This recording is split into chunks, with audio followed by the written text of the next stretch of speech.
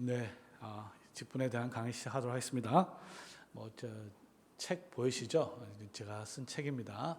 그러니까 직분에 대해서 우리 관심 있는 분들은 저 책 하나만 잘 읽어도 직분의 가장 기본이죠. 전부는 아니지만 기본에 대한 것은 잘 정리를 할 수가 있다. 이렇게 생각하시면 되겠습니다. 자, 직분을 우리가 잘 알아야 되는 이유는 뭐냐면 직분을 잘 모르면 이제 여러 가지 교회가 문제가 생기는데, 오늘날 교회에서 가장 큰 문제는 직분을 자기 소견에 옳은 대로 이해한다는 것입니다.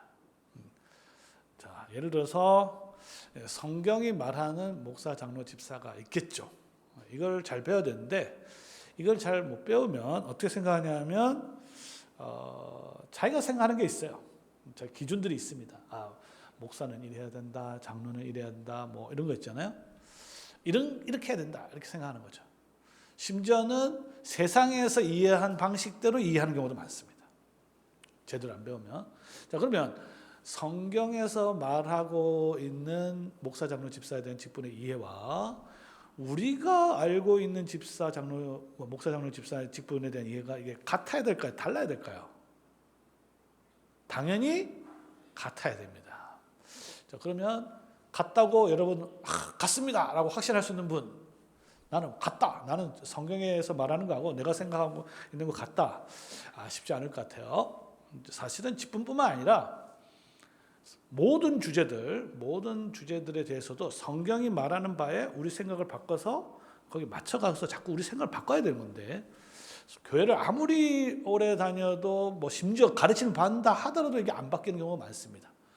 결국은 세상 사람들하고 똑같이 되는 경우도 너무 많아요. 자, 예를 들어서 어떤 목사가 좋은 목사인가? 여러분들 이제 기준이 있겠죠. 자, 기준이 있을 거예요.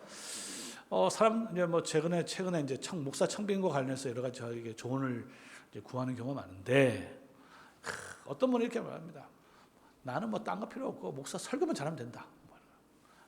일주일에 교회 한 번밖에 안 오는데 예배 시간에 와서 그냥 교회 예배 참석하다 바빠서 가기 바쁜데 설교가 만약에 못하면 아무리 딴 건 좋아도 필요 없다, 나는. 이런 기준이 있어요.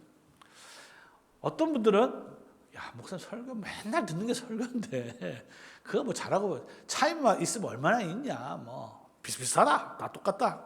결국 목사에게 제일 중요한 건 인격이다. 인격. 성도들 잘 돌보고 사랑하고, 설교를 못해도 아무 상관없다. 또 어떤 분들은 이제 능력을 보는 경우가 있어요. 능력이라는 것은 이제 교회를 기업으로 보는 거죠. 그래서 목사들을 평가할 때, 그래서 100명인데 200명 늘었다. 저분이야말로 저 옆에 수천 명이 모인다. 그분이 진짜 목사다, 이렇게 생각하는 경우가 있습니다. 그러면 여러분들은 예를 들어서 이런 것들은요, 사실 어느 때 가장 적나라하게 드러나냐면 목사를 청빙할 때 또는 세울 때, 직분자를 세울 때 딱 드러납니다. 자기 기준에 따라서 이제 판단을 하는 거죠. 자, 그러면 이제 성경에서 말하는 것하고 그다음에 아까도 얘기했지만 청빙위원회랄까, 교인들이 가지고 있는 생각이 같아야 되는데 정말 같냐? 끊임없이 같도록 노력을 해야 됩니다. 그다음 이제 장로를 한번 볼까요? 어떤 장로가 좋은 장로가, 자, 목사가 생각하는 좋은 장로가 있어요. 또 장로가 생각하는 좋은 장로, 성도들이 생각하는 좋은 장로, 청년들이 생각하는 어린이들이 생각하는 좋은 장로가 있습니다. 자, 이게 같아야 될까요? 달라야 될까요? 네? 당연히 같아야 됩니다. 그런데 다 달라요. 예를 들어서 저희 아버님이 은퇴했는데 은퇴하신 목사님 아버님한테 물어보니까, 아버님 은퇴하셨으니까 이제 다 이제 객관적으로 말씀해 주세요. 아버님 보시기에 어떤 장로가 가장 좋은 장로냐 했을 때 나오는 답이, 이 답은 거의 95% 있는 목사님들 다 비슷할 거예요. 장로가 이제 경상도니까 경상사투리 써도 되겠죠. 장로가 별신 장로 있나, 목사가 하자들 하면 그게 제일 좋은 장로지, 딱. 이런 생각을 거의 목사님들 90% 이상, 95%가 될 것 같아요. 저희 장인어른은 장로입니다. 은퇴하셨어요. 또 은퇴하셨어요. 그래서 이제 이 책을 쓰기 전에 제가 물어봤습니다. 제가 책을 쓰는데 장로님, 아버님 이제 은퇴하셨으니까 그리고 20년 넘게 봉사하셨거든요. 그래도 큰 게 봉사했어요. 아버님 생각에는 어떤 장로가 보기에는 어떤 장로가 가장 좋은 장로냐. 그러니까 제가 또 신학 교수잖아요. 한참을 진지하게 하시더니 저한테 이렇게 답을 하더라고요. 자네가 그렇게 질문하니까 나 모르겠다 그러더라고요. 야, 이거 왜 그럴까요? 사실 20년 동안 한 번도 장로가 뭔지 배운 적이 교회에서 없다는 겁니다. 이런 일이 가능할까요? 불가능할까요? 가능합니다. 열심히 교회는 섬겼는데 정작 장로가 뭐 하는지도 모르고 섬길 수 있고 실제로 대부분의 교회가 그랬습니다. 자, 어떤 성도들이 저한테 막 우리 장로님 칭찬을 엄청나게 하더라고요. 그래서 장로님 교회에서 뭐 하는데 그렇게 훌륭하냐? 우리 장로님은요 아침 제일 먼저 와가지고 오면 주차 뭐 전부 다 하고 심지어 예배 마치면 뭐 부엌에 가가지고 청소 다 하고 끝나고 정로까지 다 하고 다 보내고 맨 마지막에 간다는 거예요. 그러면 좋은 장로님인가? 한번 생각해 볼 필요가 있죠. 참고로 우리 성도님들이 그거는요 장로로서 해야 될 일이 있고 성도로서 해야 될 일이 있습니다. 장로도 성도거든요. 그러니까 예를 들어서 이렇게 쉽게 이해할 수 있을 거예요. 대통령이 부장 자갈시장 가가지고 어묵을 열심히 잘 먹는다. 좋은 대통령입니까? 아니잖아요. 근데 잘 먹어야죠. 서민들하고 삶을 공감을 해야 되지만 그걸 잘한다고 해서 좋은 대통령은 아니잖아요. 예를 들어서 마찬가지로 장로들 일찍 와서 봉사하고 해야 됩니다. 그거는 장로로서 해야 되는 게 아니죠. 성도로서 해야 되는 거예요. 성도로서 하는 겁니다. 예를 들어서 오늘 뭐 이제 기도 제목 계속 이야기하는데 다음 세대를 위해서 열심히 기도를 하는데 뭘 해야 되냐 이거죠. 열심히 기도만 하는 분 되는 거 아니라고 제가 오늘 설교했잖아요. 예를 들어서 다음 세대가 여러 가지 종류가 있잖아요. 하나님께서 이 교회를 축복하셔서 기도를 들으시면 다음 세대 보내주시겠죠. 다음 세대는 제일 어린아이, 애기들 있죠. 애기들이 많이 온다. 그러면 뭐가 필요합니까? 애를 봐줘야 될 거 아니에요. 애들. 성도님들 아기를 봐줄 준비가 되어 있느냐. 저는 이제 주일날 가면 제가 할 일이 별로 없거든요. 이제 오늘도 할 일이 없는데 교회 가면 별로 할 일이 없어요. 그래서 저는 다음 세대를 위해서 뭘 하느냐. 저는 아기를 봅니다. 아기를 봐요. 그러면 아기 엄마들이 정말 좋아합니다. 그거는 아기를 잘 본다고 해서 좋은 신학 교수는 아니잖아요. 그렇죠? 그거는 성도로서 하는 거죠. 또 주일학교를 보면 선생님도 필요할 거고. 자, 청년들도 보내주실 거예요. 청년들이 많이 오게 되면 여러분들이 해야 될 일이 뭐냐? 제가 이거는 분명히 이야기하겠습니다. 여기 좀 나이 드신 어른분들은요, 청년들에게 앞으로 모범이 되는 나이 드신 분들이 돼야 돼요. 청년들에게 귀감이 되는 방법도 구체적으로 알려드리겠습니다. 유튜브 보지 마세요. 제가 나이가 들수록 책을 보셔야 됩니다. 그래야 다음 있는 청년들에게 존경받는 어른들입니다. 참고로 여기에 대해서는요, 제가 최근에 하나 쓴 게 있으니까 그걸 책 하나 더 이야기할게요. 그리스도인으로서 어떻게 사는가에 대한 책인데 잘 보시기 바랍니다. 그러니까 다음 세대를 주시옵소서 기도만 할 게 아니라 하나님께서 그걸 보고 주신다 이거예요. 보고 주시면 뭐해? 준비가 돼 있을 거 아니에요. 예를 들어서 어린아이 가져왔다. 아기 가져왔어요. 그러면 가버린단 말이에요. 왜? 볼 사람이 없으면 갈 거 아니에요. 그렇기 때문에 그런 것들이 교회에서 굉장히 중요합니다. 이제 그걸 잘한다고 해서 좋은 장로, 좋은 집사, 좋은 목사는 아니죠. 그러니까 그런 거 다 모든 성도들이 그거는 다 잘해야 되는 겁니다.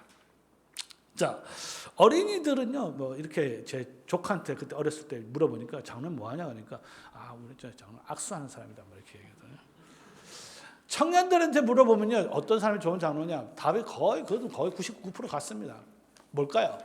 어떤 사람이 좋은 장로님이냐? 수련할 때 그냥 한턱 쏘는 장로님이 제일 좋은 장로님이에요. 자, 그럼 집사를 한번 볼까요? 집사에 대한 생각도 마찬가지입니다. 자, 아까도 장로에 대한 기준 다 생각하면서 자기 기준에 따라 다르잖아요. 그렇죠? 집사도 이런 거예요. 제가 동기 모임에 갔는데 너 아직도 집사냐 그러더라고요. 이 말 자체에 어떤 의미가 들어있어요. 집사를 아주 우습게 보는 게 있는 거죠. 장로가 때가 되면 돼야 되는데 안 된다. 뭐 이런 거 아니겠어요? 진짜 제대로 된 집사를 이해한다면 집사가 어때서 이렇게 돼야 되고 난 뭐 장로보다 집사가 훨씬 낫다고 생각한다 이렇게 생각할 수도 있어야 되는 건데 물론 이제 직분이 뭐 높낮이 뭐 가치가 없잖아요. 뭐 비교가 안 되잖아요. 그런데 이런 말이 쉽게 들립니다. 또 집사는 많을수록 좋은가? 뭐 그렇지 않을 수도 있죠. 또 저 옆에 이제 제가 주보를 하나 어떤 뭐 교회 해놓은 건데 저게 일반적인 주보입니다. 잘 안 보이시겠지만 저기 보면요 목사도 있고 장로도 있는데 집사는 없어요. 대부분의 교회를 보면 교회 주보를 보면 집사는 없습니다. 교회가 규모가 어느 정도 크면 이 말은 무슨 말이에요? 그 교회는 집사가 누군지 몰라도 신앙생활 하는데 아무런 문제가 없다는 말이죠. 뭐 알 필요가 없어. 나 예수 믿고 뭐 교회 잘 다니면 되지. 뭐 집사 꼭 알아야 되나? 몰라도 아무 상관없다. 지금 이제 그만큼 직분자 수가 많다고 해서 그 귀한 건 아닙니다. 그래서 실제로 이제 제가 미국 개혁교회를 출석해봤는데 그때는 교회 보면 주로 장로님 숫자가 집사보다 훨씬 많습니다. 한 2배 정도 많아요. 그게 일반적입니다. 그건 나중에 왜 그런지 설명하겠지만 우리 생각에는 이제 직분을 이제 계급적으로 이해하니까 집사, 장로, 목사 이렇게 딱 피라미드로 되어 있는 거죠. 직분을 직무에 따라서 이해를 하는 게 아니라 성경대로 이해하는 게 아니라 세상적 가치에 따라서 그냥 관직으로 이해해 버리면 이게 직분이 관직이 돼 버리는 거예요. 자, 뭐 우리 교회 주보를 한번 보여드리겠습니다. 우리 교회 주보를 보면 참된 교회라는 것은 이제 순수한 복음, 이제 섞인 복음이 아니에요.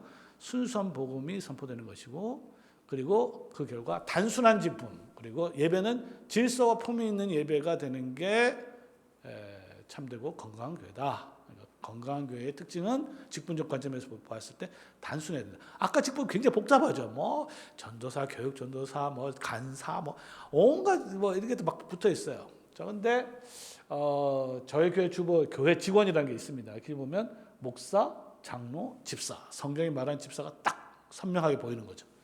그래서 여러분들이 이제 직분이라는 거는 명확하고 분명하고 단순해야 됩니다. 근데 딱 보여야 되는 거예요. 아니면 이게 막 다덕덕덕 붙는 거예요. 복음도 마찬가지입니다. 순수한 복음에 막 자꾸 붙잖아요. 자꾸 이것저것 적어 넣고. 뭐 예를 들어서 요즘에는요 시대가 시대다 보니까 설교에 자꾸 정치적인 것도 막 집어넣어버려요. 틀린 건 아니지만 섞는 거예요. 섞는 복음이 교회가 계속 여러 가지가 막 섞인 거예요. 그러면 직분도 복잡해집니다. 자꾸 붙이는 거예요. 왜? 있으면 좋거든요. 해보니까 좋았더라 이런 신학이 있는데 자꾸 섞이는 겁니다. 그래서 요약을 하면 자 직분이 성경에서 벗어나면 자, 어떻게 되느냐? 그러니까 여러분들이 이제 교회를 잘 몰라도 직분만 보면 교회를 알 수가 있는데 직분이 복잡하다. 이건 좀 뭔가 문제가 있는 겁니다. 뭐 너무 많고 복잡하고 잘 드러나지도 않고 그리고 직분이 뭐 하는 건지 막 흐려지게 돼요. 이 사람 이해를 하고 이 사람 막 섞여서 막 합니다. 그리고 무임 직분자가 많아집니다. 그러니까 직분은 가졌는데 실제로 일을 안 하는 사람이 자꾸 늘어나요. 자꾸 세우고 뭐 못하는데 계속 일단 그러니까 일단 자리부터 주는 거죠. 그다음 직분 사이에 이제 위계 질서가 생겨요. 그래서 목사, 장로, 집사가 딱 회사처럼 이제 교회가 회사 비슷하게 가면 딱 위계 질서가 생깁니다. 그리고 직분의 명예화가 진행돼요. 이게 이제 우리 고신교단도 마찬가지입니다. 이게 자꾸 들어와요. 왜 그러니까 성경에 따라 살지 않고 왜 다른 교단에서 했던 건데 막 들어온 것 중에 하나가 최근에 헌법도 이제 개정이 됐는데 명예권사, 명예집사 제도가 들어왔습니다. 그러면 뭐 이거 그 자체가 말이 안 되는 겁니다. 교회 안에서는 명예라는 것은 이름만 있는 것이고 일을 안 하는 거잖아요. 그건 교회 안에서 존재할 수가 없는 건데 이게 이름만 주고 때가 됐으니까 이름만 주고 나이가 됐으니까 주고 실제로는 일을 안 하는. 그러니까 사람들 좋아하죠. 뭐 자리 주니까. 사람들이 막 다 좋아하고 즐거워하니까 이런 것들 막 들어오는 겁니다.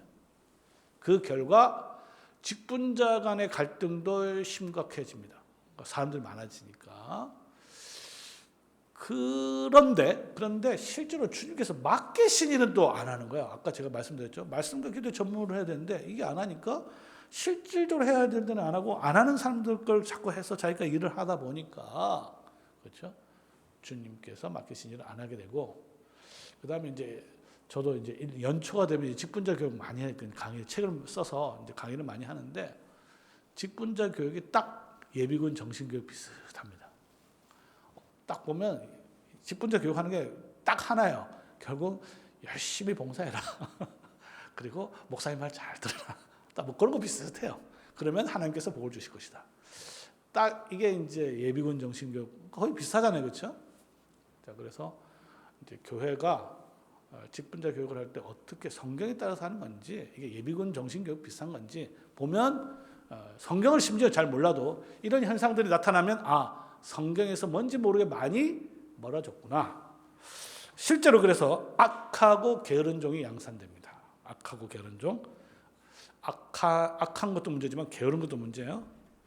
그러면서 교회가 점점 쇠약하게 된다. 자, 그러면 성경에서 나타난 직분, 성경에서 어떻게 사용됐는가? 자, 사도행전 1장 20절 오늘 제가 설교한 내용 중에 있는 건데 이건 없네요. 사도행전 1장 뭔지 잘 아시죠? 1장이니까 20절. 그의 직분을 타인이 취하게 했어서 직분이라는 단어가 나옵니다. 자, 그래서 그는 누구를 가리키는지 혹시 아시는 분? 맞습니다. 박수 한번 칠까요? 가룟 유다입니다. 네, 가룟 유다. 가룟 유다가 직분을 뺏었죠. 원수가 하나님께서 맡긴 선물을 뺏은 겁니다. 그 인용 구절이 10편 109편이에요. 원수가 뺏어왔어요. 근데 예수 그리스도를 말미암아 승리를 했습니다. 승리를 했기 때문에 이제 예수님께서 승리를 했기 때문에 원수가 뺏어간 그 직분을 이제 타인이 취하게 하셔서 이렇게 되는 겁니다. 자, 그다음 오늘 본문 나를 충성되게 여겨 내게 직분을 맡기시리니 디모데전서 1장 12절 아주 중요한 게 충성, 능력, 그다음에 직분 요 세 관계가 아주 중요합니다.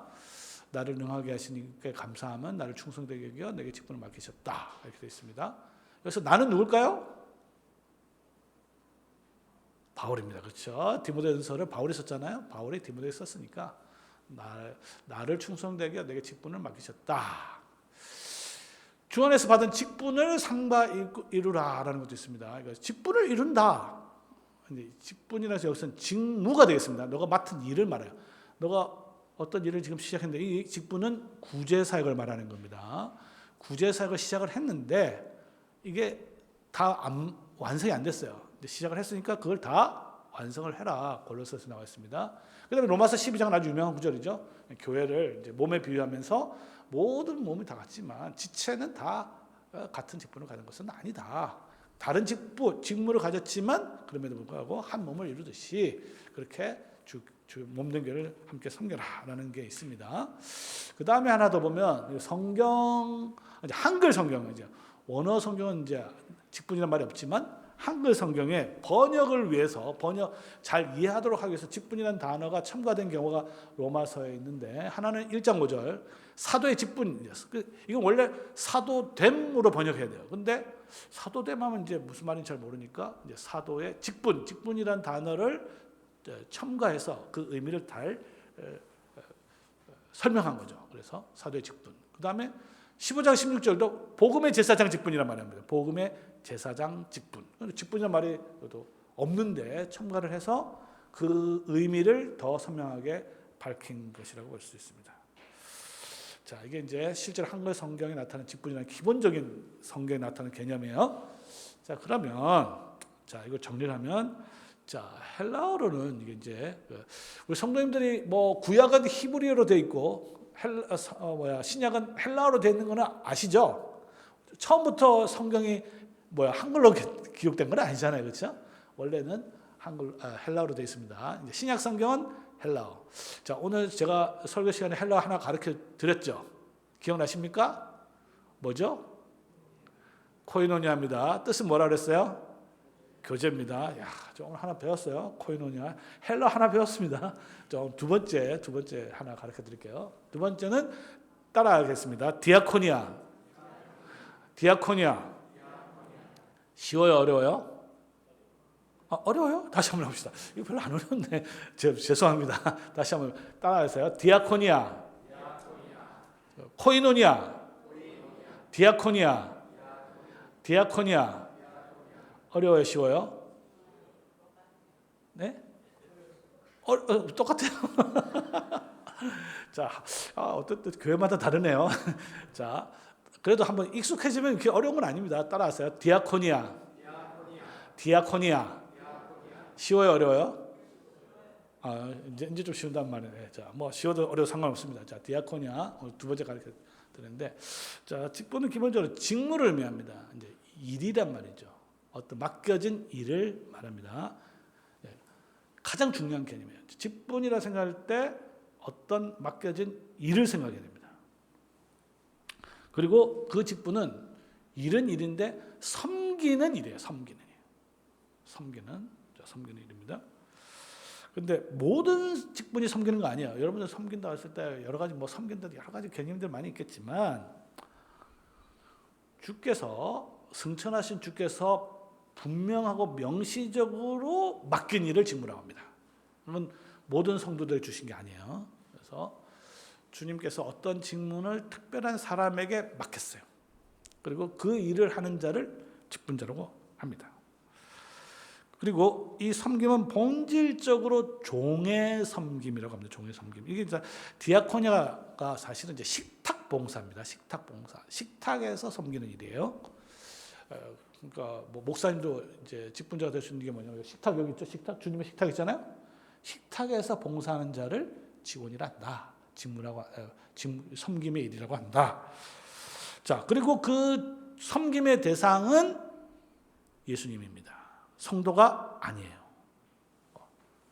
이건 좀 설명을 좀 더 해야 되는데 보통 섬긴다고 했을 때 누구를 섬기냐 하면은 대부분 성도들 섬긴다고 합니다. 물론 그게 틀린 건 아닌데, 자, 종은요 누구의 종이냐? 성도들 종이 아니에요.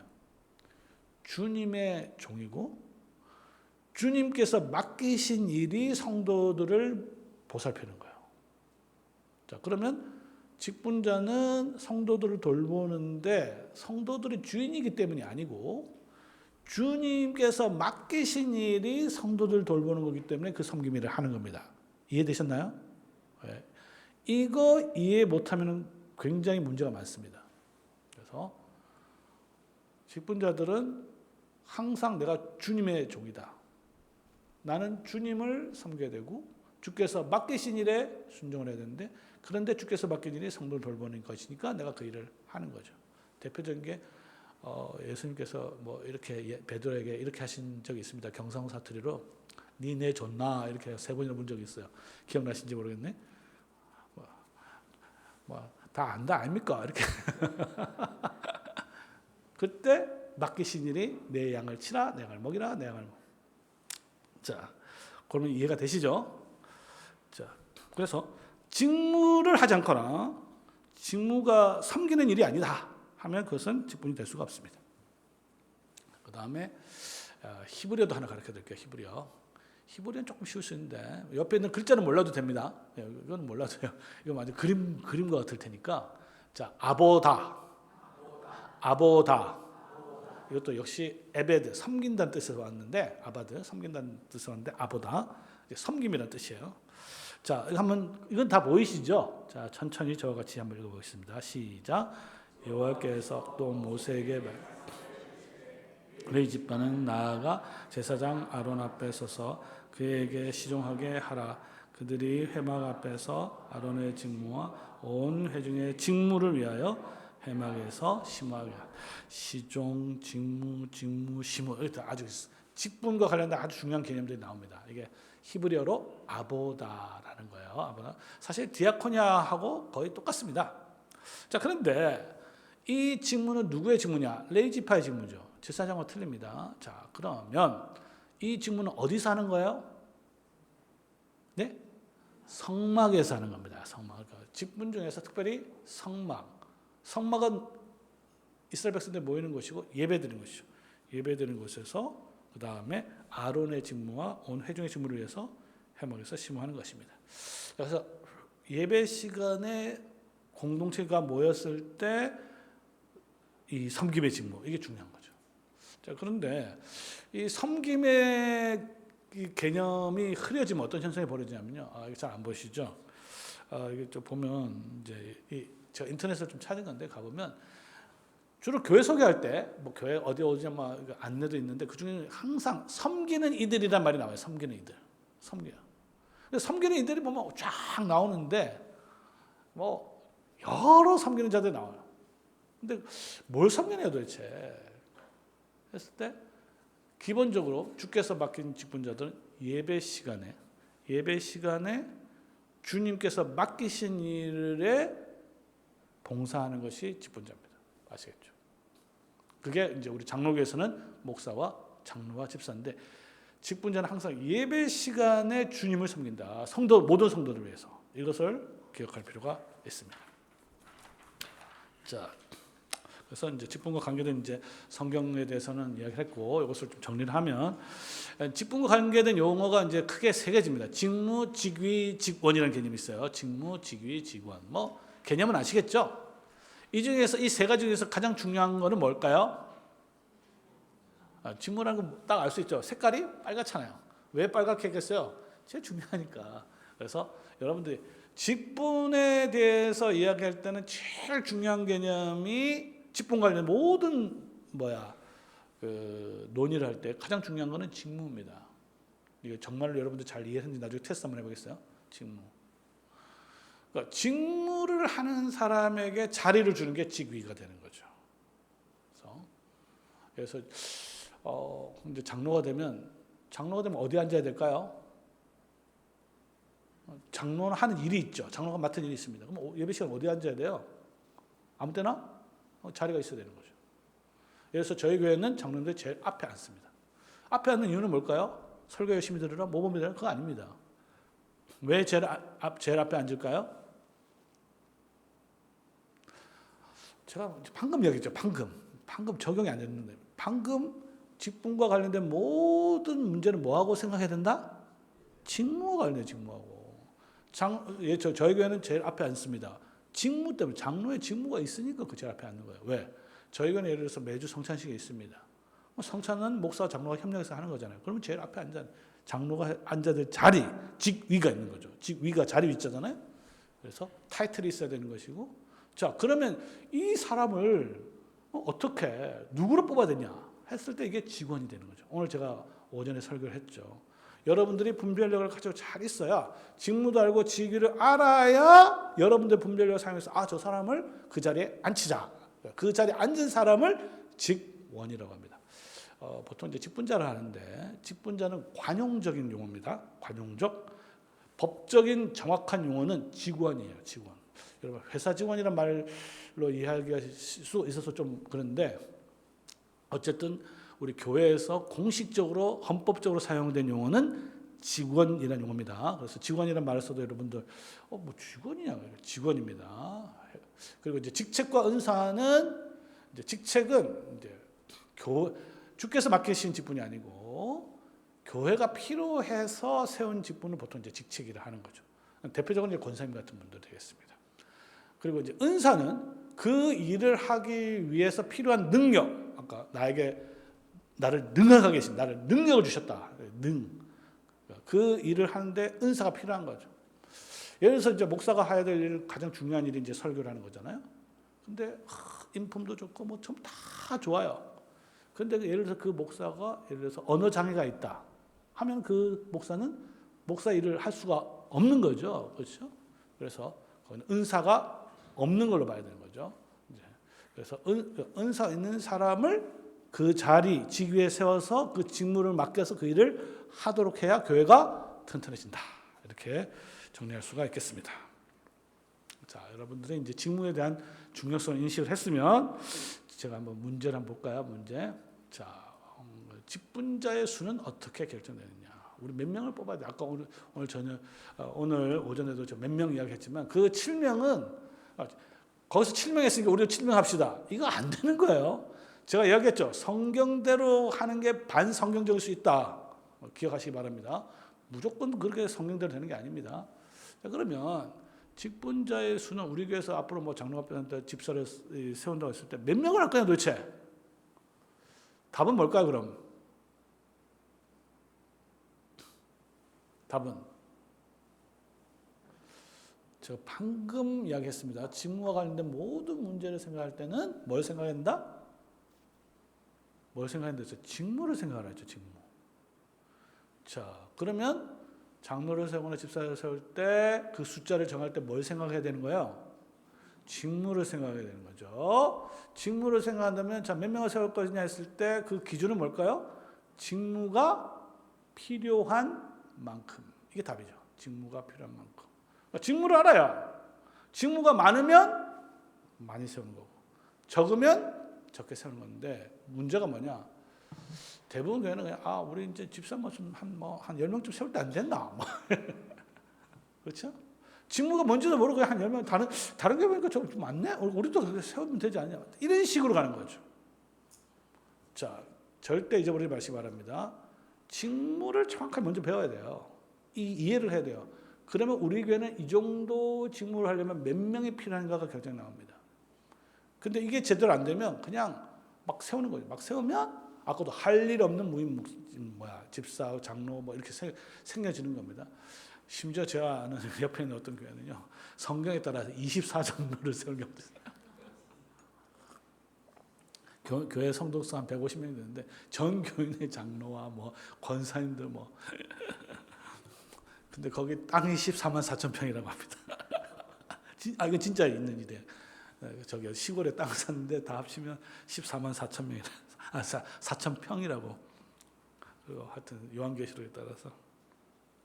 자, 그다음 이제 조금 더 넘어가서 직분의 복수성 개념을 넘어가면 이제 장로교와 거짓된 로마 카톨릭의 이제 차이점이 바로 여기 있습니다. 직분에 이제 단수성이 있고 복성이 있는데 우리는 복수성입니다. 직분의 복수. 직분의 복수성이라는 말은 또한 직무의 복수성이란 말이에요. 직무가 다르단 말입니다. 근데 로마 카톨릭은 직무의 단수성이에요. 하나밖에 없어요. 그래서 성경에 따르면 직분이 도대체 몇 개 존재하느냐라고 했을 때 로마 교회는 하나입니다. 감독교회도 하나예요. 하나인데 이제 사제라는 직분이 있는데 그 밑에 여러 직급들이 있는 거죠. 쉽게 설명하면 자, 여러분 군대 가신 분도 있으니까 군대 보면 대장도 있고 이등병도 있죠. 하는 직무는 같습니다. 뭐예요? 군인이죠. 군인이라는 직무는 같아요. 하는 일은 적하고 원수하고 싸워서 전쟁에서 이기는 거죠. 근데 직무는 하나지만 그 안에 계급이 딱 있는 거죠. 계급이. 이게 로마교라고 생각하면 되고요. 참고로 이제 침례교는 이제 두 개입니다. 목사 없이 목사는 이제 치리장로 가르친 장로지만 어쨌든 장로와 집사로 나눠요. 장로교는 4개인 경우도 있고 3개인 경우도 있지만 전통적으로는 4개였습니다. 예를 들어서 목사가 있고 이제 교사, 장로, 집사 이렇게 있다가 이제 오늘날에는 목사, 장로, 집사로 3개로 이제 규정이 되는 거예요. 보통 이제 이걸 항존직이라고 이야기하는데 항상 교회에 있어야 될 직분을 이야기합니다. 종신직과는 다른 거예요. 그래서 이 3개가 있는데 그 이유는 뭐냐면 이 3개가 다 직무가 다르다라는 겁니다. 정말 다르다. 그래서 직무를 잘 이해를 해야 되겠죠. 자, 그러면 이제 직무가 다릅니다. 계급이 아니라 그랬어요 분명히. 자, 그러면 목사에 대해서 한 번씩 보도록 하겠습니다. 목사, 장로, 집사인데 어느 정도 하다가 정리를 좀 하도록 하겠습니다. 목사의 직분도 중요한데 목사가 성경에 있는가? 이제 질문은 성경대로 해야 되니까 아쉽게도 목사라는 단어는 성경에 없습니다. 좀 놀라지 마세요. 왜냐하면 그 당시에는 목자와 구별된 목사라는 단어 자체가 없었습니다. 우리나라 말은 목사도 있고 목자라는 말도 있잖아요, 그렇죠? 심지어 영어는 이제 패스터하고 셰퍼드하고 구별됩니다. 근데 헬라어는 그렇게 구별된 말이 없어요. 목자라는 말밖에 없습니다. 그래서 이제 에베소 4장에 유일하게 번역할 때 그 목자라는 단어를 이 목자는 번역하기가 이상하다 해서 목사로 번역했을 뿐이지 목사라는 말은 성경에 없습니다. 목자 말 자체는 없어요. 그래서 원래 말은 이제 목자인데 그럼 왜 목자를 목사로 부르느냐? 그 이유는 뭘까요? 그 이유는 목사가 하는 직무가 목자가 하는 일과 똑같기 때문입니다. 자, 그럼 목사가 하는 일은 목자가 하는 일하고 똑같기 때문에 목사를 부르는 거예요.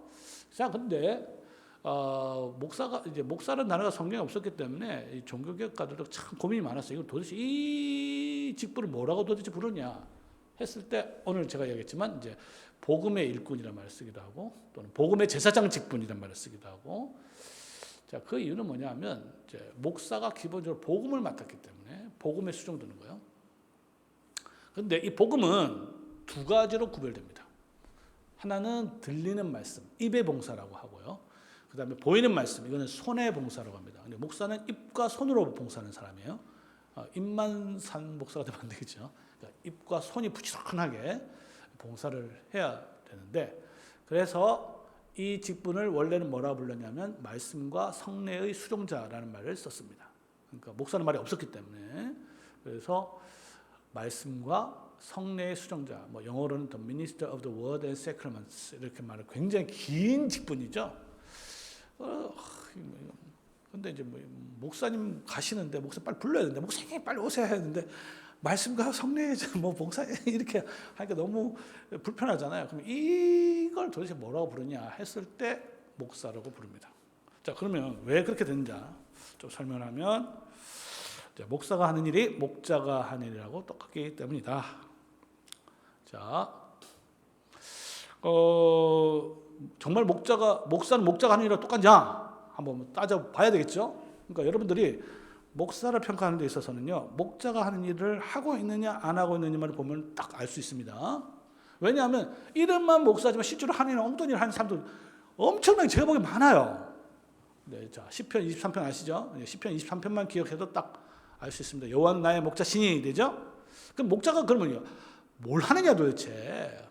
자, 첫 번째 하는 일은 뭐예요?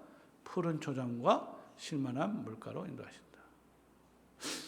푸른 초장, 쉴만한 물가. 목자는 뭐 하는 일을 하는 겁니까? 성도들에게? 네? 목사가 목자로서 무슨 일을 하는 거예요? 첫 번째 하는 일은 양을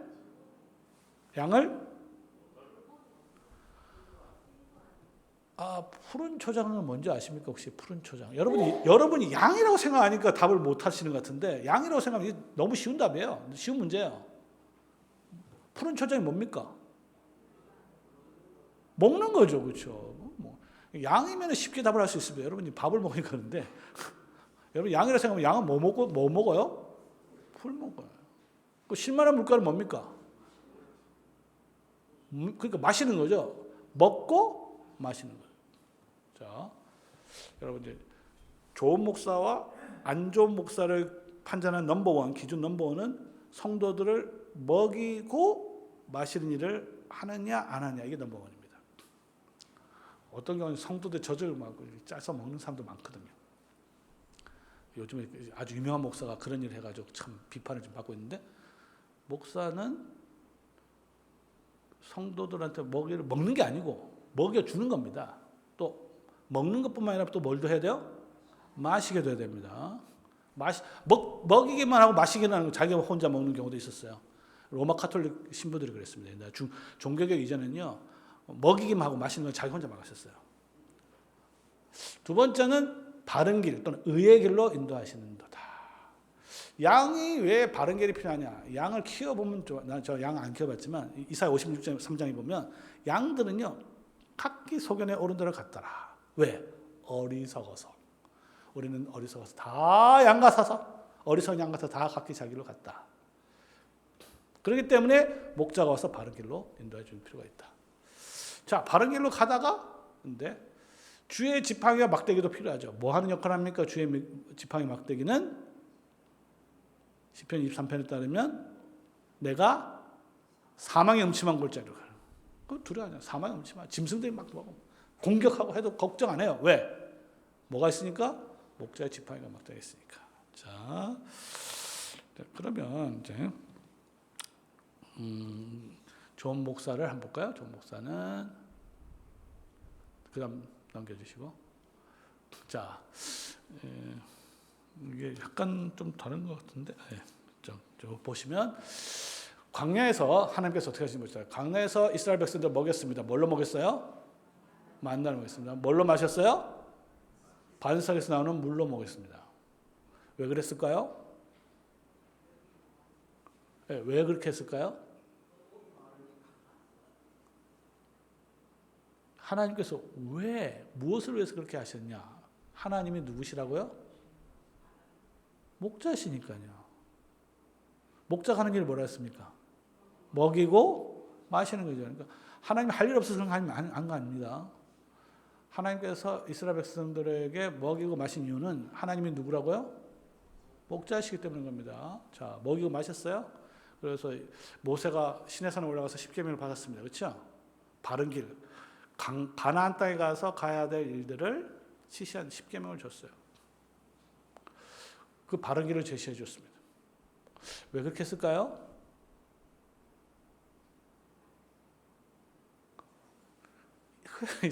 하나님의 목자시라니까요.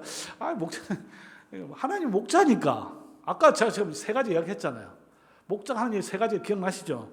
그러니까 십계명을 목자니까 십계명을 주신 거예요. 그렇죠? 자, 그런데 가다가 또 자기들끼리 싸워가지고 또 고라가 반역을 했잖아요. 반역을 하니까 아론을 세워가지고 아론에게 쌍난 지팡이를 주시죠. 그래서 정리를 하십니다. 직분을 세우죠. 하나님께서 왜 그렇게 했을까요? 목자시니까. 이스라엘 백성 보호하고 지키는 목자시니까 그 일을 한 거예요. 자, 이 세 가지를, 그러니까 언약궤를 가보면, 지성소에 있는 언약궤에 보면, 그러니까 그 언약궤가 상자잖아요. 상자, 궤짝이잖아요. 언약궤 상자 안에는 세 가지가 들어있습니다. 뭐가 있느냐? 항아리. 항아리에 뭐가 들어있어요? 만나가 들어있죠? 그다음 두 돌판이 있습니다. 십계명이죠. 그 다음에 아론의 쌍난 지팡이가 그 안에 들어있습니다. 왜 이 세 가지가 언약궤 안에 들어있을까요?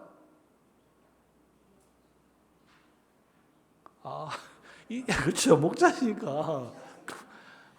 어렵나요? 난 쉬운데. 목자시니까. 자, 그래서 시편 23편이 뭘로 끝나냐면 내가 여호와의 집에 영원히 거하리라. 자, 생각해보세요. 이게 좀 이상한 겁니다, 사실. 양은 어디 살아야 돼요? 양은 양우리에 살아야죠. 양이 안 되면 답을 잘 못하시는데, 양은 양집에 살아야 됩니다. 그렇잖아요. 근데 양이 목자의 집에 산다? 말이 안 되는 겁니다. 여러분, 이거 너무 당연하게 생각하면 안 돼요. 그렇죠? 양이 무슨 목자 집에 삽니까? 안 그래요? 자, 그럼 거기서 말하는 목자의 집, 근데 여호와의 집이라 했잖아요. 여호와의 집이 다윗에게는 어디예요?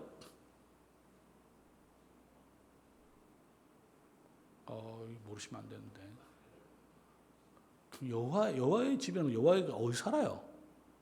하나님 어디 삽니까? 네, 잘 모르시는군요. 하나님은 성전에 사십니다. 그렇잖아요. 근데 다윗 시대는 성전이 있었어요, 없었어요? 없었죠. 성전 누가 지었습니까?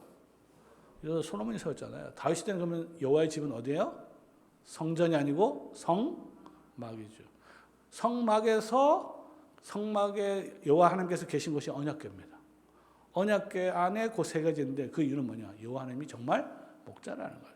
그걸 가장 확실하게 보여주는 것이 바로 시편 23편이 되는 겁니다. 그래서 광야에 나타난 목자, 내가 너희들 목자다라는 걸 확실히 보여주셨죠. 자, 이게 이제 예수님 통해서 나타납니다. 자, 참 예수님입니다. 예수님 한번 잡으세요. 예수님도 가나안 혼인잔치에서 뭐 하셨습니까? 물로 포도주를 6 항아리 어마어마하게 큰 겁니다. 왜 그랬을까요? 예수님이 목자시니까. 아직까지 적응이 안 되실 것 같은데. 자, 광야에서 있잖아요. 500여로 그 5,000명을 다 먹였어요. 그렇죠? 그 왜 그랬을까요? 그렇죠. 이제는 좀 좋네요. 네? 자, 그러고 나서 예수님께서 산에 올라오시니 모세처럼 산에 올라가서 백성들을 다 산상순으로 가르쳤잖아요. 그렇죠? 모세처럼 가르쳤습니다. 왜 그랬을까요? 그러니까 예수님 목자이시니까. 그리고 예수님께서 베드로에게 천국의 열쇠를 맡기더니 은배 권세가 이기지 못하리라 했습니다. 천국의 열쇠, 권세, 직분을 맡기는 걸 봤어요. 왜 그랬을까요? 목자시니까. 그러니까 목자가 하는 일이 세 가지가 뭐냐면 먹이고 마시고, 그 다음에 바른 길로 인도하시고, 그 다음에 직분을 줘서 다스리는 역할을 하는 겁니다. 예수님 정말 그 일을 하신 거죠. 자, 그럼 목사는 이제 목자를 봤잖아요. 목자를 잘 이해하면 목사하는 거예요. 자, 목사하는 일이, 그러니까 목사를 목자로 이해하면 쉽습니다. 목사가 해야 될 그럼 일이 첫 번째가 뭐예요? 그러면 성도들을 먹이고 마시게 하는 자. 자, 어떻게 먹이고 마실까요? 여러분들 이제 먹고 마신 적이 없으니까 답을 잘 못하시는 것 같은데, 자, 어떻게 먹이는 거 먹고 마시는 거 먹을까요? 그럼 이게 같은 게 아닙니다. 자꾸 제가 먹는 거 마시는 거 두 가지를 계속 이야기했잖아요. 그러면 목사는 뭘로 먹이고 뭘로 마시게 할까요? 예수님께서 이렇게 말씀하셨죠. 내 살은 참된 양식이요 내 피는 참된 음료로다. 기억나십니까? 요한복음 6장. 그러면 목사는 성도들에게 뭘로 먹여요? 예수님의 살이죠. 그러면 성도들 어떻게 마셔요? 예수님의 피로 마시는 거죠. 그러면 언제 그 일을 합니까? 성찬식에서 하는 거죠. 성찬식에서 떡과 잔으로, 떡과 잔입니다. 떡과 잔으로 떡을 통해서 먹여가지고 잔을 통해서 마시는 역할을 하는 거죠. 이걸 잘하는 목사가 정말 좋은 목사다. 아, 귀찮다. 나 안 할래. 한 달에 1년에 한두 번 하고 말래. 이러면 이제 게으른 목사가 되는 겁니다. 근데 제가 보기에는 우리 한국에는 게으른 목사 생각보다 많아요. 그러니까 열심히 일을 하는데 전부 다 자기 일을 합니다. 주께서 맡긴 일은 성도들을 먹이고 마시는 거예요. 근데 성도들은 또 그 양식을 별로 안 좋아하니까, 뭐 또 맛도 없고, 만나 맨날 먹다 보니까, 맛도 없고, 그러니까 우리 딴 거 고기 먹을래. 그래서 매출하기 좋다 다 망했잖아요. 그래서 성도들, 여러분들 양이라는 사실 꼭 기억하시기 바랍니다. 양은 첫 번째 먹고 마셔야 돼요. 나는 먹고 마셔야 되는 존재라는 걸 인식을 안 하면 이제 막 엉뚱한 걸 막 먹입니다. 고기도 먹이고 딴 거 인스턴트 먹이고 딴 거 막 먹이고 양하고 상관없는. 그리고 나서 예수님도 항상 먹이고 나서 가르쳤습니다. 아시겠어요? 가르치고 먹인 게 아니죠. 예수님께서 오병이어 할 때도 일단 다 먹여놓고 그 의미를 설교하셨죠. 설교했을 때 대부분 사람들 이거 어렵다 그랬어요. 그때 이제 베드로한테 야 니도 갈래 그랬잖아요. 나 안 가. 영생의 말씀이 여기 있으니 내가 어디로 가버릴까 이렇게 돼 있잖아요. 그래서 성도들을 먹고 마시고 예수 그리스도의 살과 피로 먹고 마시고 그 다음 뭐예요? 예수님 말씀으로 바른 길로 가고 그 다음에 이제 마지막으로 천국 열쇠. 이 천국 열쇠는 장로들과 같이 하는 겁니다. 장로들과 같이 함께 협력해서 교회를 다스리고 원수들로부터 보호하고 교회를 지키는 역할을 하는 것이죠. 이게 목자기 때문에 여러분 이제 목사가 목자라는 걸 절대 잊어버리면 안 됩니다. 막 뒤섞여가지고 뭘 해도 말씀 이렇게 하면 안 되고요. 먹고 마시는 거, 인도함을 받는 거, 다스림 받는 거. 이 세 가지를 하는 게 잘하는 목사가 충성되게 하는 목사가 진짜 목사다. 그러니까 성도님들도 그걸 기대해야 되는 겁니다.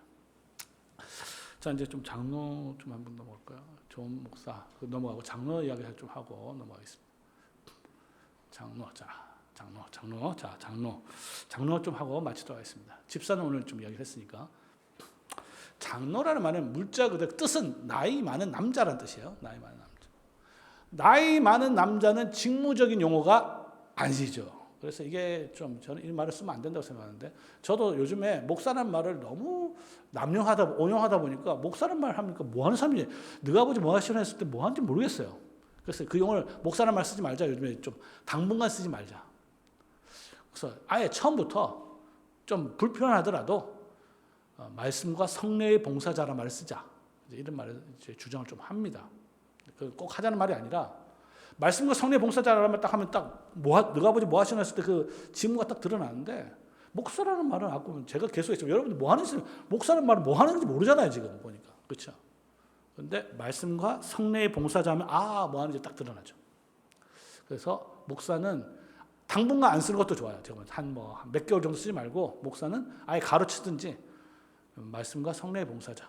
장로도 마찬가지입니다. 장로도 나이 많은 사람 나이 40세 이상이면 되는데 직무는 뭐냐면 이제 명칭부터 보면 정확한 명칭은 뭐냐면요. 치리회원입니다. 치리회원. 장로의 정확한 용어는 치리회원. 치리회원 하면 뭐 하는 사람들이 딱 드러나죠. 자, 뭐 하는 사람이에요, 그럼? 치리하는 사람이다. 다스린다. 그런데 치리자와 치리회원은 같은 말이에요, 다른 말이에요? 같지만 다릅니다. 치리자는, 치리자와 치리회원이 있어요. 자, 뭔지는 아시겠죠? 치리자는 무슨 뜻입니까? 혼자 하는 거죠. 혼자. 치리회원은 치리회의 한 회원으로서, 멤버로서 다스리는 겁니다. 그러니까 장로는 혼자 다스리는 게 아니에요. 장로는 우리 지금 당회죠. 당회 회원을 구성해서 오늘 제가 사도행전 6장 이야기했죠. 회를 구성하고 회를 하나가 돼서 한 목소리를 돼서 회로 다스리는 게 장로가 되겠습니다. 그래서 장로의 정확한 용어는 치리 회원이라는 것이고 그 행하는 일은 목사가 선포한 말씀에 따라 다스리는 겁니다. 목사가 선포한 말씀. 그러면 또 목사는 뭐 어떻게 해요? 목사는 아까 성경이 말하는 바에 따라 주께서 맡기신 말씀에 따라 선포하는 게 목사입니다. 그리고 그 목사가 선포한 가르침에 따라 다스리는 게 장로가 아니래요. 그럼 목사는 마음대로 설교할 수 있습니까? 없습니까? 네? 없죠. 목사는 말씀에 따라만 설교할 수 있어요. 근데 그 말씀하면 또 자기 마음대로 해석할 있으니까 정확한 말씀을 제가 이야기해요. 목사는 장로교회가 고백한 신앙 고백에 따른 또 신조에 따라서만 설교할 수 있습니다. 마음대로 설교하는 거 아니에요. 그러면 자꾸 재밌는 이야기, 웃긴 이야기 다 들어오는 겁니다. 왜 복음이 섞이는지 알겠죠?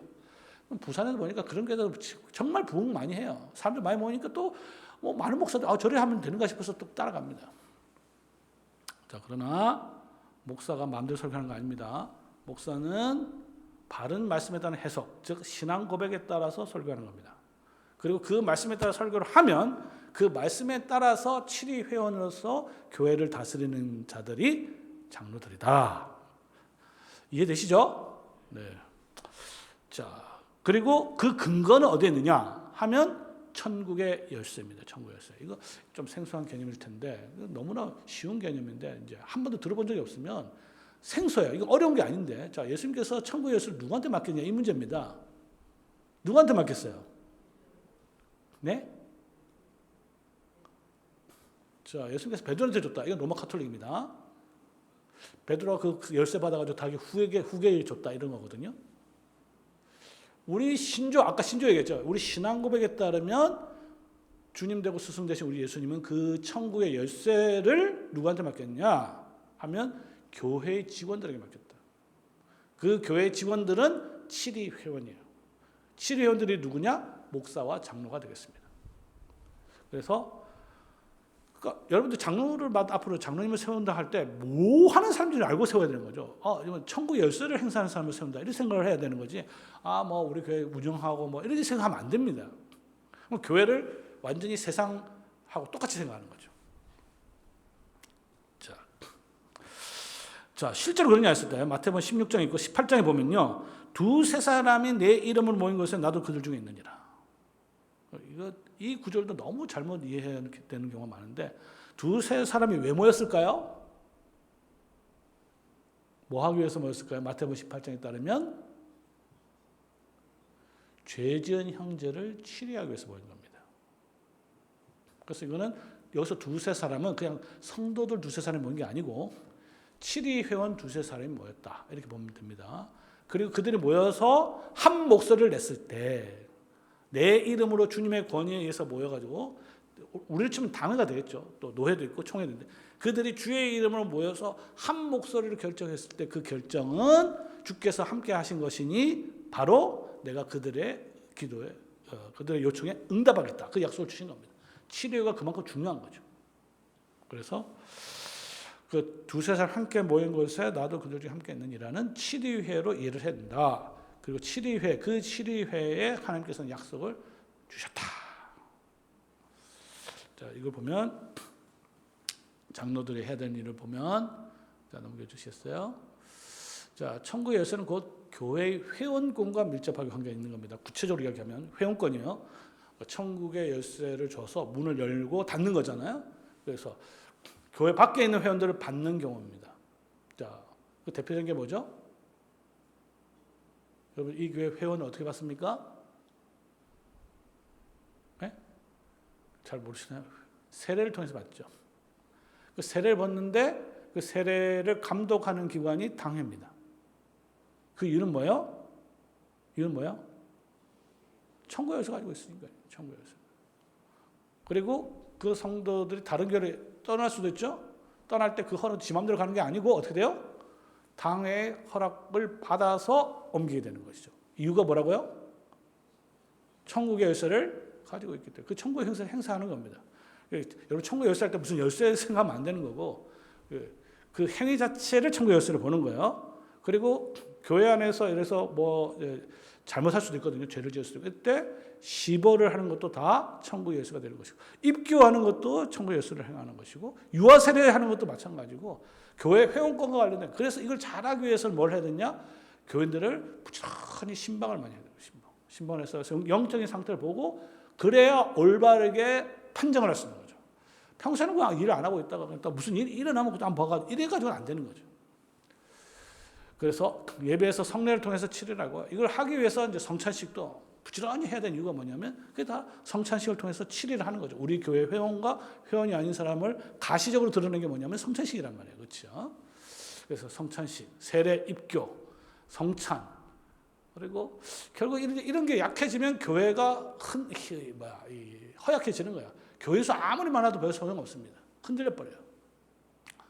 그래서 성례를 튼튼히 하고 또 하나님 말씀이 강단에서 퍼진 것이 각 가정에 정말로 잘 시행되는지를 확인할 필요가 있습니다. 참고로 구체적으로 있잖아요. 이제 제가 이제 장로교 또 개혁교회 전통에 따르면요, 가정에서 가장 중요한 것이 꼭 확인해야 될 게 신방할 때 확인하는 것이 가정 예배입니다. 우리 한국에는 뭐 새벽기도 이런 게 더 중요하다고 이제 생각을 많이 하는데 그렇지 않습니다. 성경에 새벽기도 없다기보다는 뭐 이렇게 그렇게 강조되지 않습니다. 성경에서 강조되는 것은 가정 예배입니다. 새벽기도 하지 말라는 게 아니라 거기에 비해서 가정 예배가 훨씬 약화졌다는 걸 말하는 거예요. 가정 예배가 제대로 시작 안 되면은 이 교회가 무너지기 때문에 그래서 다음 세대에 있어서도요 가정 예배 제일 중요합니다. 가정 예배를 안 들으면서 다음 세대 뭐 기도하는 건 좀 말이 안 되는 거예요, 사실. 그래서 그걸 그러면 제대로 하는지를 그럼 누가 살펴야 되느냐? 목사가 해야 되느냐? 아닙니다. 치리 회원이 당연히 같이 그렇게 해서 가정에서 예배 잘 드릴 수 있도록 확인도 하고 격려도 하고 자료도 제공하고 뭐 그렇게 해야 되는 것이죠.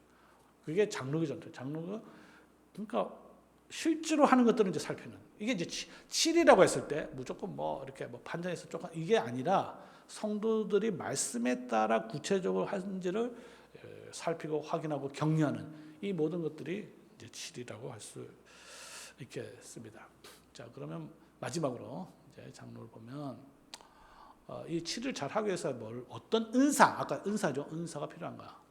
첫째는 신조를 정확하게 알고 있어야 됩니다. 왜냐하면 집사도 마찬가지지만 하나님 앞에 임직할 때 서약하는 게 뭐냐면 신조에 대해서 서약합니다. 신조에 대해서 엄숙하게 서약하는 거예요. 그리고 칠이 회원이기 때문에 회를 구성해서 다스리기 때문에 자기 고집대로 하면 안 됩니다. 그러니까 저 사람 고집 엄청나게 센 사람 있잖아요. 직분자 적어도 장로의 직분을 세우면 안 됩니다. 그리고 남을 나보다 엮이는 그 자질이 필요한 거죠. 왜? 회라는 거는요. 한 사람의 결정보다 회가 더 낫다는 전제를 가지고 있습니다. 그렇죠? 안 그러면 그냥 목사님 알아서 하십시오. 이렇게 될 거 아니에요? 그런가? 장로는 회를 구성해서 다스리기 때문에 남을 나보다 낫게 여기고, 그 다음에 아까 오늘 강조했지만 지혜로운 자를 다툼을 그치게 하고 화목하게 하는 것입니다. 그리고 이제 가정을 잘 다스리는 자도 필요한데 하나님의 나라를 어떻게 돌보겠느냐. 이제 바울 사도가 이렇게 이야기합니다. 자기 집을 잘 다스리지 못하면서 어떻게 하나님의 나라를 돌보려, 이렇게 되어 있습니다. 이런 자질들이 치리를 잘 하기 위해서 이제 요구되는 은사와 자질이 되겠습니다. 그리고 이걸 잘 보고 성도들이 분별해서 세워야 되는 거죠. 자, 오늘 이 정도까지 말씀을 드리겠는데, 이제 거의 대부분의 내용은 제가 쓴 책에 다 있으니까 오늘 강의를 잘 정리하시고 계속 책을 읽으면서 하나씩 계속, 이거는 상당히 이제 반복적인 훈련과 반복적인 교육이 필요합니다. 한 번 들어가도 되는 건 아니고요. 그리고 실제로 그것이 어떻게 이루어지는지는 또 참고로 저희 교회 한번 방문하셔서 실제로 어떻게 되는지를 보실 필요도 있다고 생각이 듭니다. 수원에 오실 일이 있으면 저희 교회도 한번 방문해 주시면 이렇게 되는구나 쉽게 알 수가 있을 거예요. 네, 이것으로 마치도록 하겠습니다. 기도하고 마칠까요? 네, 기도하고 마치겠습니다. 거룩하신 주님, 오늘 오후 시간에 이렇게 귀하게 직분자 교육을 하게 하됨을 감사합니다. 하나님께서 주신 가르침은 매우 쉽고 분명하지만 하나님의 교회가 말씀에 따라 멀어지는 경우도 있고 또